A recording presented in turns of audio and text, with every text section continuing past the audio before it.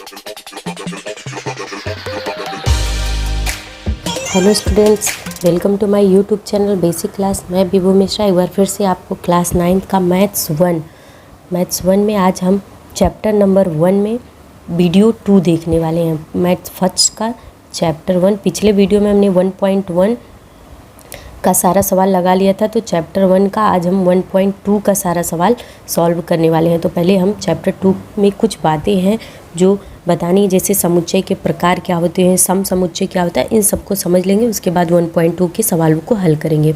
तो students and friends, video को last तक ज़रूर देखिएगा। और ऐसे स्टूडेंट जो हिंदी मीडियम में पढ़ते हैं या टीचर्स हैं, उनको ज़रूर ये शेयर कीजिए, उन्हें आसानी होगी। और कमेंट बॉक्स में आप बताइए ये वीडियो कैसा लगा और आप किस स्कूल में पढ़ते हैं, आपका नाम क्या है और क्लास ज़रूर बताइएगा मुझे। तो चलिए स्टार्ट करते हैं वीडियो को लास्ट तक ज़रूर देखिएगा। लाइक शेयर सब्सक्राइब करना बिल्कुल मत भूलिएगा।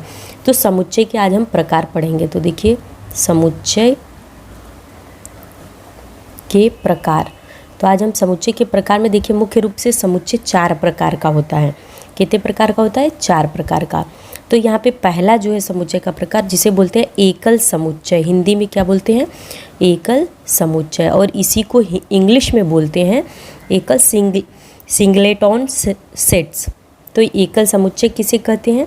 देखिए, जिस समुच्चय में, ध्यान से समझिए, जिस समुच्चय में क्या होता है, केवल एक घटक हो समावेश, जैसे ए लिखकर केवल एक घटक हो, उसको क्या बोलते हैं? एकल समुच्चय कहते हैं। जैसे x क्या हो जाए, यहाँ पे 4 हो, यहाँ पे केवल एक घटक है, यहाँ पे 4, 3, 2, 1 ऐसा कुछ नहीं, केवल सिंगल घटक 4 है। तो ऐसे समुच्चय को एकल समुच्चय कहते हैं। ठीक है, जिसमें केवल एक घटक शामिल होते हैं, एक घटक होते हैं, उसे क्या बोलते हैं? एकल समुच्चय। ये तो हमारा हो गया सूची प्रणाली। अगर इसी को जो है किसी और विधि में लिखना हो, जैसे b बराबर दूसरा सम अभाज्य संख्या। सम अभाज्य संख्या क्या होती है? सम अभाज्य संख्या केवल 2 होती है। क्या होती है? 2। तो एक ही इसका आंसर आएगा, 2। तो इस तरीके से इसको हम क्या बोलते हैं? एकल समुच्चय। ठीक है, एकल समुच्चय। उसके बाद दूसरा पॉइंट आता है रिक्त समुच्चय। क्या होता है? रिक्त समुच्चय, जिसे इम्पटी सेल या नुल सेल बोलते हैं। तो यहाँ पे लिख लीजिए रिक्त समुच्चय।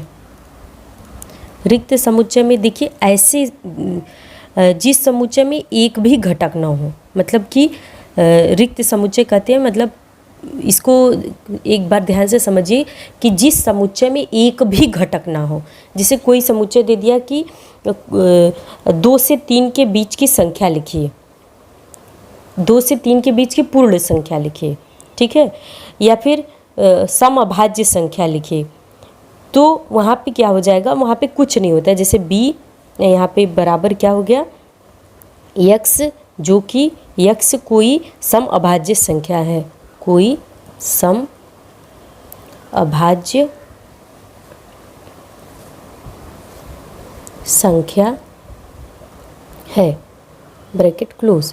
तो यहाँ पर ध्यान दीजिए कि x कोई सम अभाज्य संख्या है और x जो है हमेशा क्या होता है, यहाँ 2 से क्या बड़ा है। तो यहाँ पे ऐसा कोई भी सम अभाज्य संख्या नहीं है, तो इसलिए यहाँ पे इसका क्या हो जाएगा? जो कि 2 से छोटा हो। तो 2 एक सम अभाज्य संख्या होती है। इसके पहले सवाल में मैंने बताया कि 2 एक सम अभाज्य संख्या होती है, लेकिन x जो सम अभाज्य संख्या 2 से छोटी हो, तो 2 से छोटी कोई भी सम अभाज्य संख्या होती ही नहीं है।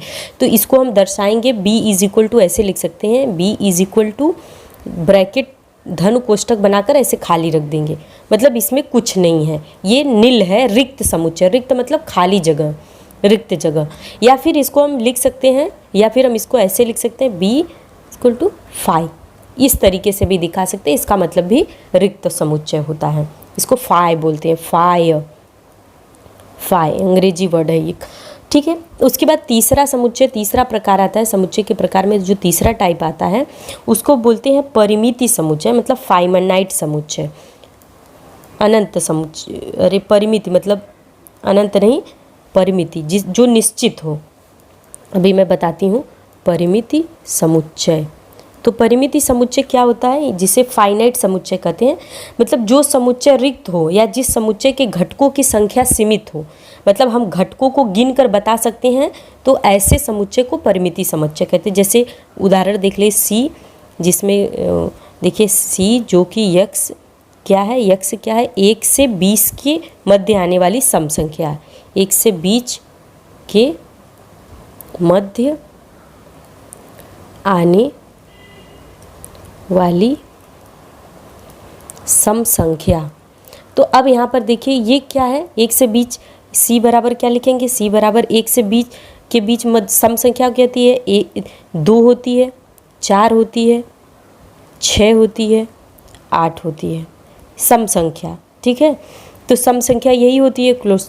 तो इसको हम गिन सकते हैं 1 2 3 4, मतलब ये निश्चित है, यही 1 से 20 के बीच में सम संख्या 1 2 2 4 6 8 होती है। इसको हम गिन भी सकते हैं, इसीलिए इसको फाइनाइट यानी कि परिमिति समुच्चय बोलते हैं। तो ये होता है फाइनाइट समुच्चय या परिमिति। ये तीसरा प्रकार हो गया। अब हम चौथे प्रकार पर आएंगे। चौथा प्रकार मतलब अनंत समुच्चय। चौथा प्रकार मतलब क्या होता है, चौथे प्रकार में आता है, चौथे में अनंत समुच्चय, जिसे इनफाइनाइट समुच्चय बोलते हैं। अनंत समुच्चय,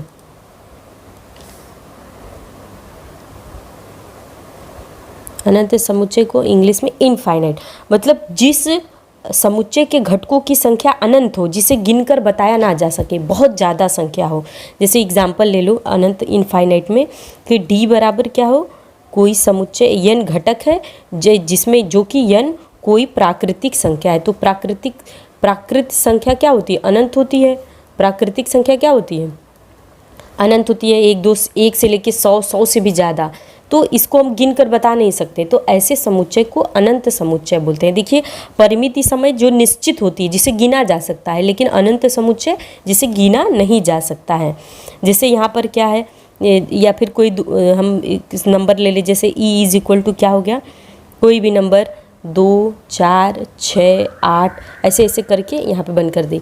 तो ये 2 का जो पहाड़ा है ये बहुत दूर तक जाएगा, 20 से भी जाके 22 24 26 28 30 32 34 36 38, मतलब अनंत तक जाएगा। तो ऐसे संख्या को क्या बोलते हैं, अनंत समुच्चय बोलते हैं। एक बात और आपको ध्यान देनी है कि जितने भी प्राकृतिक संख्या होती हैं, यानी मतलब प्राकृतिक संख्या, डब्ल्यू मतलब होल नंबर, जो पूर्ण संख्या होती हैं, जो इंटीजर नंबर होते हैं, जो परिमेय संख्या होती हैं, जो अपरिमेय संख्या होती हैं, यहाँ पर देखिए परिमेय संख्या, जो अपरिमेय संख्या होती हैं, या फिर जो वास्तविक संख्याएं होती हैं, रियल नंबर, ये सभी क्या होते हैं, अनंत होती हैं। ये सभी क्या होते हैं, अनंत समुच्चय होती है, क्योंकि इनको गिना नहीं जा सकता है।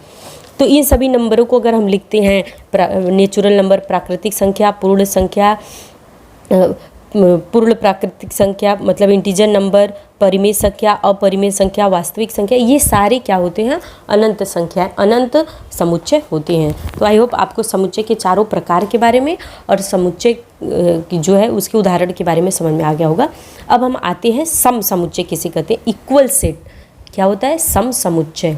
तो यहाँ पर एक होता है सम समुच्चय। देखिए अगर दो या दो से अधिक समुच्चय हो और उन दोनों समुच्चय के घटक एक जैसे हों, समान हों, और घटकों की संख्या भी समान हो, तो ऐसे समुच्चयों को सम समुच्चय कहते हैं। मैं उदाहरण लेकर आपको बताती हूँ।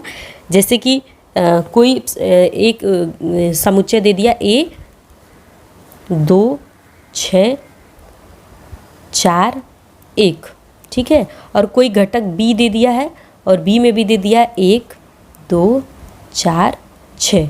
अब देखिए इसमें घटक, इसमें कितने घटक है, 1 2 3 4 घटक है, इसमें भी 1 2 3 4 घटक है, और जो घटक है वो भी समुच्चय के घटक भी समान है और इनकी संख्या भी दोनों की समान है। और इसमें देखिए 1 है, इसमें भी 1 है, इसमें 2 है, इसमें भी 2 है, इसमें 4 है, इसमें भी 4 है, इसमें 6 है, इसमें, और घटक भी समान है और घटकों की संख्या भी समान है। तो ऐसे समुच्चय को सम समुच्चय कहते हैं। मतलब कि A जो है समुच्चय A तथा समुच्चय B के घटक समान है और उसकी संख्या भी समान है, अर्थात 4 है, अतः इसलिए A बराबर क्या होगा, B होगा। मतलब ये दोनों सम समुच्चय होंगे, एक दूसरे के बराबर होंगे। और भी इसके उदाहरण एक तरीके से एक और एग्जाम्पल लेके समझ सकते हैं। जैसे एक एग्जाम्पल हो गया कि ए बराबर क्या दिया हुआ है, एस एच कॉमा ओ कॉमा पी, ठीक है, और बी बराबर दे दिया है पी कॉमा ओ कॉमा एस कॉमा एच, ठीक है, ये 2 दे दिए। अब यहाँ पर देखिए इसमें 1 2 3 4 अल्फ़ाबेट है, इसमें भी 1 2 3 4 अल्फ़ाबेट है, मतलब कि घटकों की संख्या समान हो गई। अब इन घटकों से 2 शब्द बनते हैं। ए से बनता है शॉप, SHOP, शॉप मीन्स जो दुकान होता है, और एक बनता है पोश, अक्षरों का समूह जो है POSH। ये भी एक शब्द है, ये भी एक शब्द है। तो इस तरीके से इसमें भी P है, इसमें भी P है, इसमें भी O है, इसमें भी O है, इसमें भी S है, इसमें भी S है, इसमें भी H है, इसमें भी H है।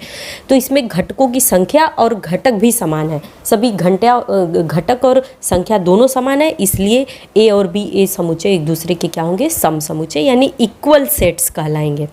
तो आई होप आपको सम समुच्चय समझ में आ गया। अब हम आते हैं, समझते हैं प्रश्न संग्रह प्रैक्टिस सेट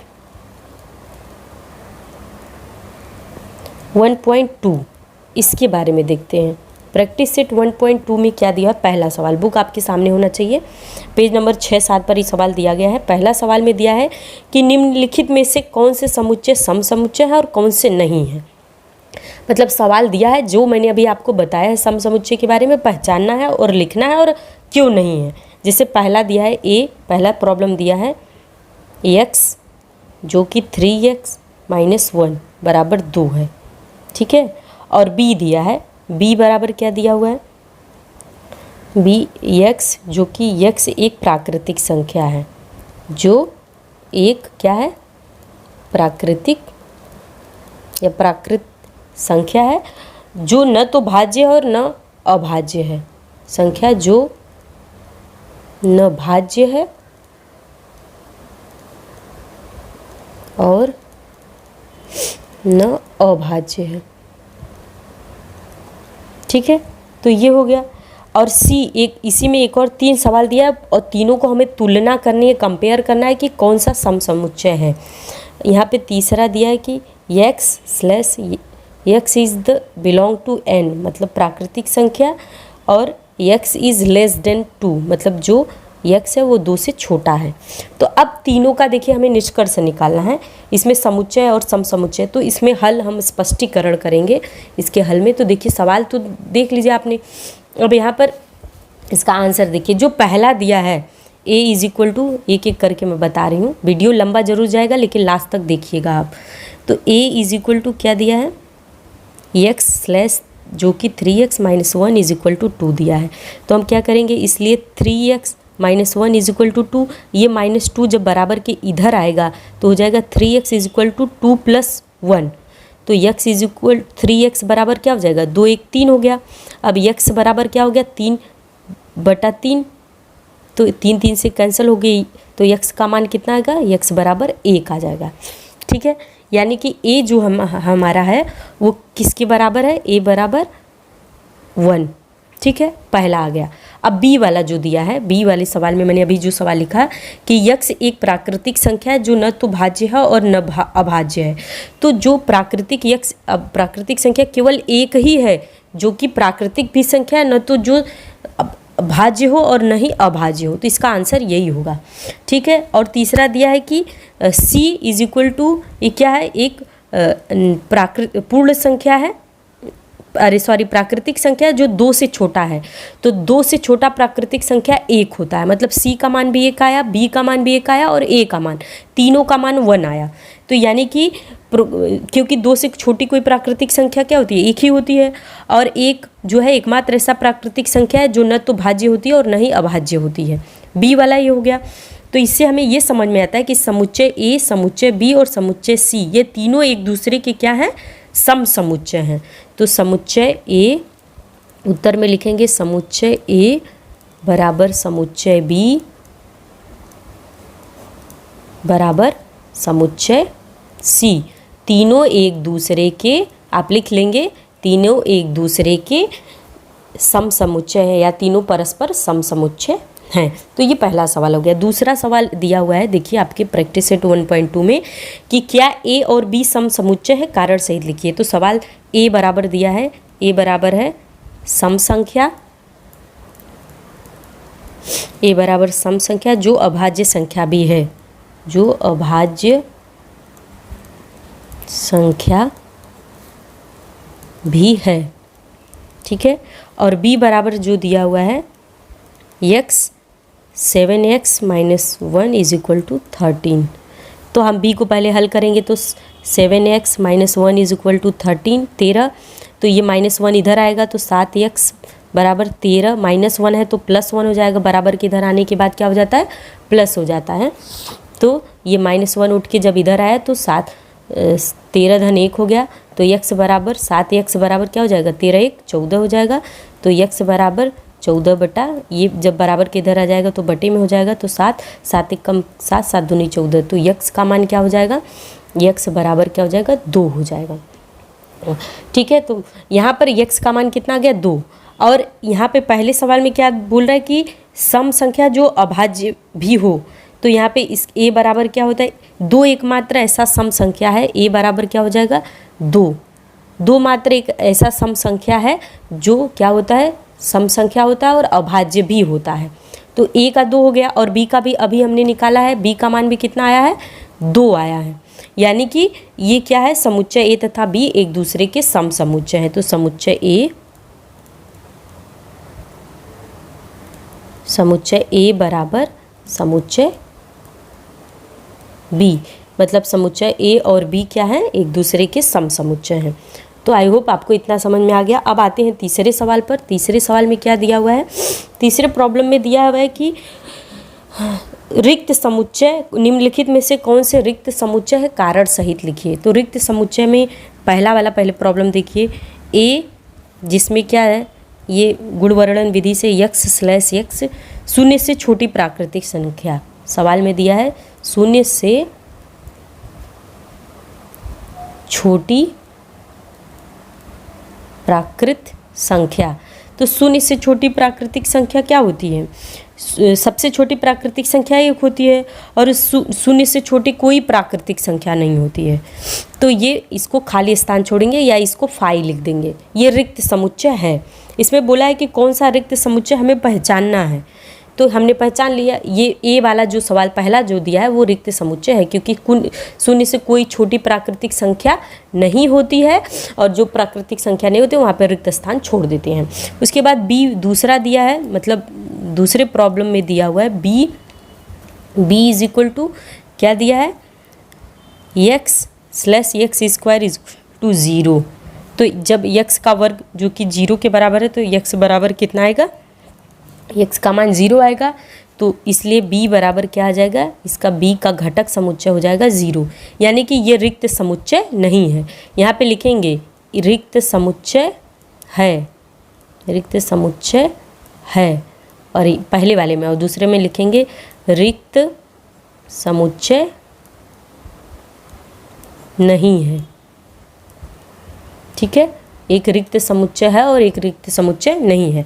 अब आते हैं इसी में तीसरा सी वाला देखते हैं, सी वाले में क्या दिया हुआ है, रिक्त कौन सा है, तीसरा सी बराबर क्या दिया है, सी बराबर x/5 जो कि 5x - 2 = 0, ठीक है। तो अगर हम इसको हल करेंगे तो 5x - 2 = 0, तो 5x बराबर 2, तो x बराबर 2/5। तो जब x बराबर हल करेंगे तो 5 चौका 20, 0.4 ये x का मान आएगा। परंतु दिया क्या है कि x = नेचुरल नंबर, सवाल में क्या दिया है NE, सवाल में देखेंगे तीसरे तो जो है x is belong to natural number, प्राकृतिक संख्या, और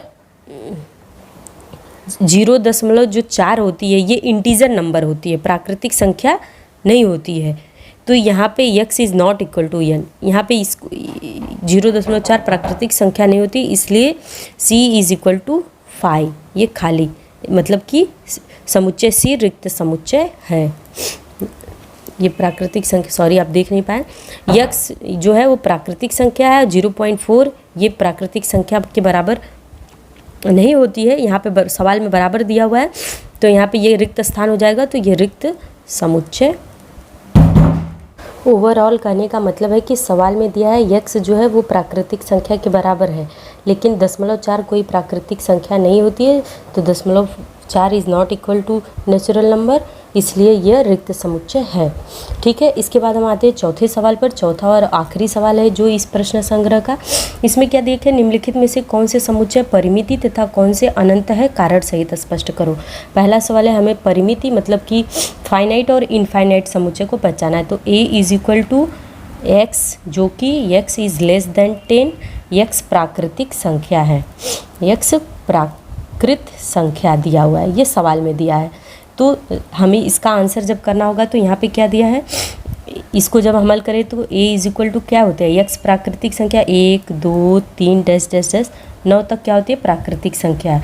तो यहाँ पे इसलिए क्या है, समुच्चय a परिमिति समुच्चय है, तो लिखेंगे समुच्चय, क्योंकि हम इसको गिन सकते हैं, समुच्चय a परिमित समुच्चय है। जिसको हम गिन सकते हैं वो परिमित होता है, जिसको हम गिन नहीं सकते वो इनफाइनाइट यानी अनंत समुच्चय होता है। फिर दूसरा इसी में दिया हुआ है, क्या सवाल है, पहले सवाल को देखिए। सवाल में दिया हुआ है कि b is equal to y, जो कि y is less than -1। y क्या है, पूर्णांक संख्या है, इंटीजर नंबर, पूर्णांक संख्या। तो यहाँ पे पूर्णांक संख्या क्या हुआ, यहाँ पे y इसकी पूर्णांक संख्या क्या है, तो इसलिए लिखेंगे b क्या होता है, 1 2 3, 1 से क्या होता है, 1 से अधिक है, क्या है ये पूर्णांक संख्या, y जो है वो किससे अधिक है, 1 से, तो यहाँ पे लिखेंगे -3, अब ये अनंत तक जाएगा, -2 -1 0, तो ये पूर्णांक संख्या, अतः ये अनंत समुच्चय। अब ये -4 -5 -6 -7 अनंत तक ये जाएगा, इसीलिए ये क्या होगा, b अनंत समुच्चय होगा। b इज इक्वल टू अनंत समुच्चय है, ये इसका उत्तर हो जाएगा। फिर आते हैं तीसरे सवाल पे। तीसरा दिया है कि c बराबर तुम्हारे विद्यालय की 9वीं के सभी विद्यार्थियों का समुच्चय।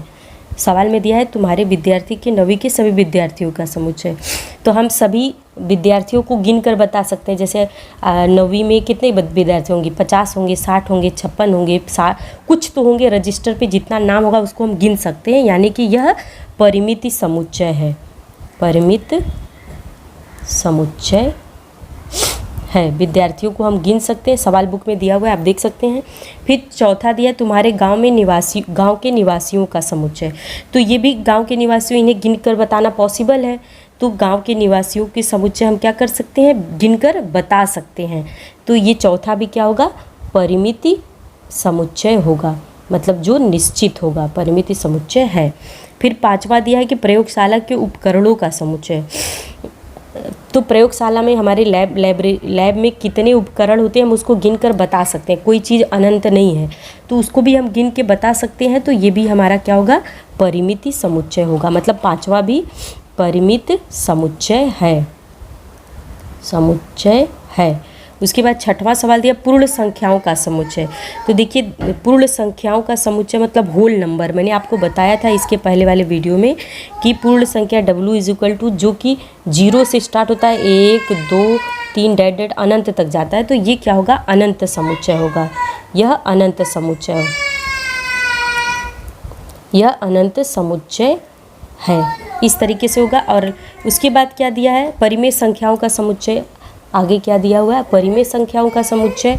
सातवां परिमेय संख्याओं का समुच्चय क्या होता है, Q is equal to P/Q, ये P इज इक्वल टू क्या होता है, I, P जो घटक है I का, इंटीजर नंबर का, तो Q इंटीजर है I, तो Q is not equal to 0, तो Q जो है अनंत समुच्चय है, Q बराबर क्या होता है, अनंत समुच्चय। मैंने बताया था परिमेय संख्या है, अपरिमेय संख्या है, क्या होता है, अनंत समुच्चय। तो इस तरीके से आपका 1.2 के सभी सवालों को मैंने एक एक करके सॉल्व करके दिखा दिया है। कुछ भी प्रॉब्लम हो वीडियो तो बताइएगा, अपने कमेंट बॉक्स में नाम बताइएगा, चैनल को सब्सक्राइब कीजिएगा। और हम नेक्स्ट में पढ़ेंगे वेन चित्र, वेन डायग्राम। तब तक के लिए बाय, मिलते हैं नेक्स्ट वीडियो में। आपका दिन शुभ हो।